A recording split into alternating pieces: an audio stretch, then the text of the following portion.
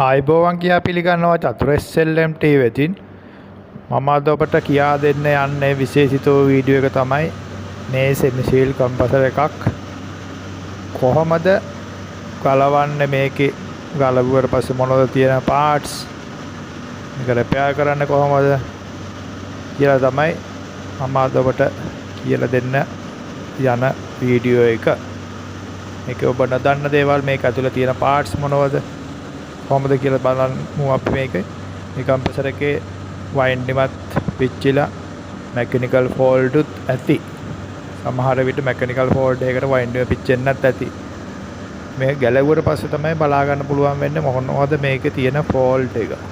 මොනවද වෙලා තියෙන්නේ කියලා. මම මේ ගැලවුවා. mechanical පැත්ත ගැලවුවා ඉස්සර වෙලා මේ ගැලවුවා. mechanical ටික head ටික ඔක්කොම ගලවලා parts ටික ඔක්කොම ගත්ත එළියට. piston range piston crank එක තියෙද්දි අනිත් එක ගත්තා. දැන් crank එකත් ගන්න ඕන winding එකත් ගන්න ඕන එළියට. ඕක තමයි ඔන්න තමයි දැන් oil pump එක මම ගැලවුවේ නැහැ තාම. මේ ටික තමයි ගලව ගත්තේ. මේ ඇතුලේ තිබෙන්නේ මොනවද කියලා මම ඔබට පෙන්නන්න. මේ තියෙන loading unloading solenoid දෙක. මේක දෙපාර loading unloading solenoid දෙකක් තියෙනවා. winding මම ගැලවුවේ නැහැ තාම. winding දැන් set එක එළියට අරගෙන ගලවන්න ඕන. ගලවලි ඉවර වෙලා තමයි මේ ගලවගත්තු parts ටික මේ piston වල බලන්න. මේ piston එහෙම සීස් වෙලා තියෙන්නේ. canting rods ඔක්කොම south වල තියෙන ගොඩක් ඒවා. එතන මේ සීස් වල තමයි oil pressure pump එක හරි oil pressure හරියට වැඩ කරන්නේ නැතුව තමයි මේක mechanical fault ලා තියෙන. මේ ගජන් පින් එහෙම ඔක්කොම south වල තියෙන්නේ.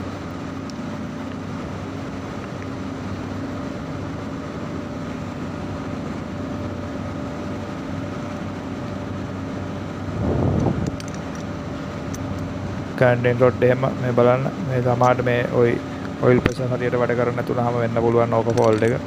ඒකහන්ත මේ mechanical side එකේ හිර වුණාම winding එකත් පිච්චෙන්න අනිවාර්යයෙන්. කියන්නේ ගොඩක් දුරට off වෙන්නේ නැත්තම් මේ piston range පවා කැඩිලා ඔක්කොම piston gadget pin ඔක්කොම කපලා ගිහිලා loose වෙලා තියෙන්නේ. valve plate එකත් suction valve plate එහෙම කැපිලා තියෙන්නේ. ඔක්කොම මේ ඔකට පේනවා ඇති මේ discharge valve plate එක.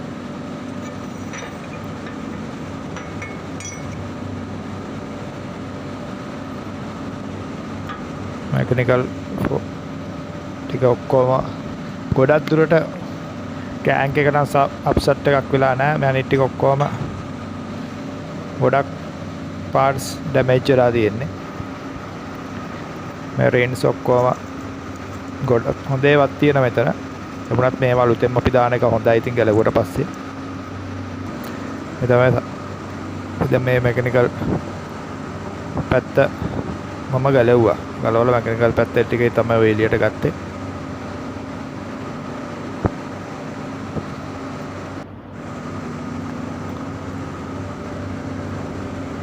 crank එක අවුලක් නෑ.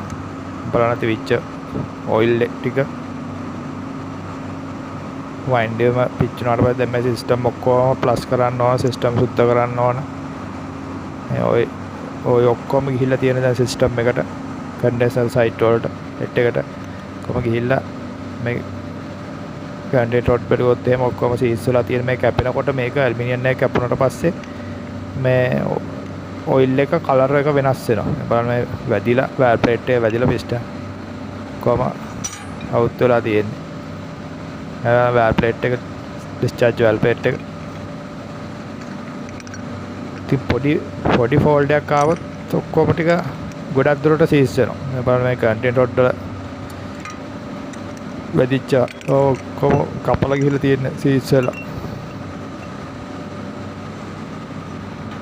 අනිත් එක තමයි මම මේ ඔබට මේ parts මොනවද කියලාත් හඳුන්වලා දෙන්න. මොනවද parts මේවා නම් මොනවද කියලා. මේ දැක්ක ඇලුමිනියම් පාටට තියෙන මේ කැපිච්ච ඔක්කොම දැන් මේ ඔක්කොම සිස්ටම් එක සුද්ධ කරන්න ඕන. මේ මන්ද ඔක්කොම ගලවල මේ ඔක්කොම ඇලුමිනියම් කැපිලා ඉතින් තියෙන මේ වයින්ඩිම ගැලවුවාම වයින්ඩිම තියෙන වයින්ඩිම එකත් මම ගලව ගත්තා. ඊට පස්සේ වයින්ඩිම තමයි බර්න් වෙලා තියෙන වයින්ඩිම සම්පූර්ණම. ඕකේ බර්න් වෙච්ච එක තමයි ගොඩක් මේක බර්න් වෙන්නත් ඇත්තේ පිච්චෙන්නත් ඇත්තේ මැකනිකල් ෆෝල්ට් එකෙන් හිර වුණාට පස්සේ තමයි ගොඩක් දුරට පිච්චෙන්නේ. මේ තමයි තියෙන පාර්ට්ස් ටික ඕක ඇතුලේ තිවිච්ච ටික. මම ඔබට මේක පොඩ්ඩක් හඳුන්වා දෙනවා නම් මේ පිස්ටන් එකක් පිස්ටන් එකට මේක අන්තර්ගත වෙනවා. මේකේ තියෙනවා මේ පිස්ටන් රින්ස් තියෙන්නේ. මේ පිස්ටන් රින්ස් මේ රින්ස් දෙක තියෙනවා. ඔයවත් දාන පැත්තේ ඕක මම කියලා දෙන්නම් පස්සේ ඔබට කොහොමද මේ චෙක් කරගන්න කියලා. තමයි මේක ඇතුලේ ඊට පස්සේ මේ කන්ටේනර් රොඩ් එක තියෙනවා. මේවත් මේ දැක්ක කැපිලා තියෙන මේවා කන්ටේනර් රොඩ් එක මේ ඔක්කොම අපි අලුතෙන් දාන මේ පොඩ්ඩක් හරි ඩැමේජ් වෙලා තියෙනවනම් මේවා යූස් කරන්න හොඳ නැහැ. මොකද දන්නවද ඊට පස්සේ ආපහු ෆෝල්ඩ් වෙන්න පුළුවන්. මේක ස්මූත් විදියට හොඳටම තියෙන්න ඕන. මොකද මේ ඔක්කොම කැපිලා තියෙන්නේ. මේ පැත්ත පොඩ්ඩක් හොඳ වුණාට ඒත් කැපිලා තියෙන්නේ. මේ කහන්ද මේව කන්ටේනර් රොඩ් ඔක්කොම අයින් කරන්න ඕන. පිස්ටනුත් එහෙමයි. පිස්ටන් වලත් ඔය ගජන් පින් එක සෙට් වෙලා තියෙන්නේ. මැදි ඒක ඒ ලූස් දෙකලා තියෙන ගොඩක් දුරට ඒවත් කැපිලා තියෙන්නේ.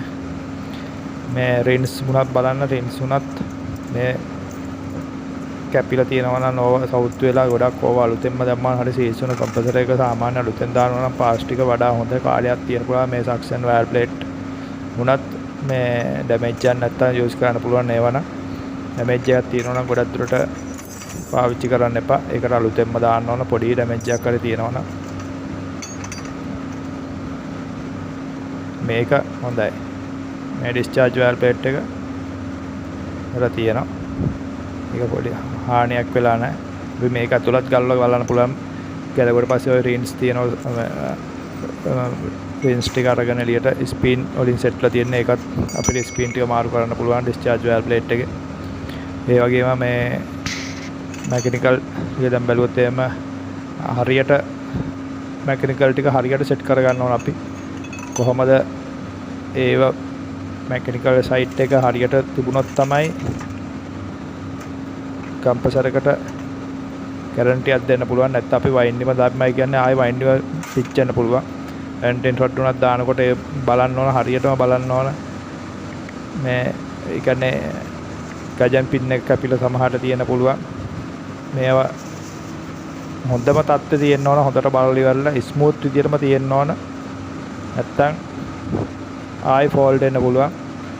දැන් මේ ලෝඩර් උනත් මේවා ස්පීන් ගලවලා ඉවරලා ඔය ලෝඩර් අන්ලෝඩින් වෙන්නේ මේවෙන් තමයි.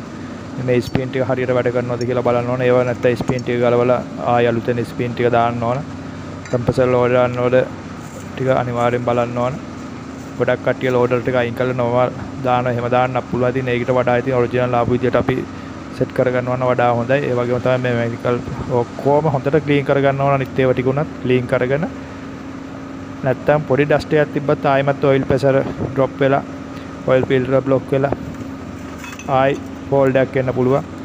ඒක නිසා හරියටම ඒ ටික කරගන්න ඕන. මැකනිකල් සයිට් එක කියන්නේ කම්ප්ලීට් කරගත්තට පස්සේ තමයි අපිට වයින්ඩිම එකකට උනත් හොඳ ගැරන්ටියක් දෙන්න පුළුවන්. හරියට මැකනිකල් සයිට් එක ඒ විදිහටම මේ පිට්ස් කරගන්න ඕන.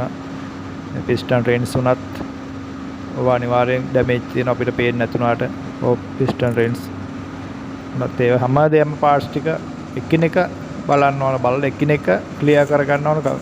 ක්ලියර් කරගෙන ඉවරලා ගොඩක් මැකනිකල් සීස් දාන්න අනිවාර්යෙන් මැකනිකල් සෙට් එකම දාන එක තමයි වඩා හොඳ. ක්‍රෑන්ක් එක අවුලක් නැත්නම් ක්‍රෑන්ක් එක යූස් කරන්න පුළුවන්. ක්‍රෑන්ක් එක පොලිෂ් කරලා ක්‍රෑන්ක් එකේ මේ කන්ටේනර් රොඩ් සෙට් වෙන ටික ඒ ටික බලා ගන්න ඕන. හරියටම සීල් සීස් වල නැත්නම් ඒව පොලිෂ් කරගන්න පුළුවන්. පොලිෂ් කරලා ඉවරලා ඒක හදා ගන්න පුළුවන්. වයින්ඩිම රිවයින්ඩින් කරලා ඒ ඔක්කොම ක්ලීන් කරලා අතුල මේ බොඩි එක හොඳට ක්ලීන් කරලා මැකනිකල් ටික පිටස් කර ගන්නවා. එසේනම් මම ඔබට මේකේ ඉදිරි කටයුතු ගැන ඔබට වීඩියෝ එකකින් කියලා දෙන්න බලාපොරොත්තු වෙනවා. කෙසේද මේ මැකනිකල් පාර්ට්ස් ටික පිටස් කරගන්නේ, කෙසේද මැකනිකල් පාර්ට් පිටස් කරනකොට තියෙන ට්‍රික්ස් මොනවද කියලා ඉදිරි වීඩියෝ එකේදී මම ඔබට සම්පූර්ණ විස්තරයක් අරගෙන එන්න. එහෙනම් මෙම වීඩියෝ එක තව කෙනෙක්ට බලන්න ෂෙයා කරන්න. වීඩියෝ එක හොඳ නම් ලයික් එකක් කමෙන්ට් එකක් දෙන්න. මෙවන් වූ ආදර්ශමත් වීඩියෝ එකකින් නැවත හමු වෙනතුරු අදට ඔබෙන් සමුගන්නවා ඔබ සැමට සුබම සුබ දවසක්. ආයිබෝවන් චතුර SLMT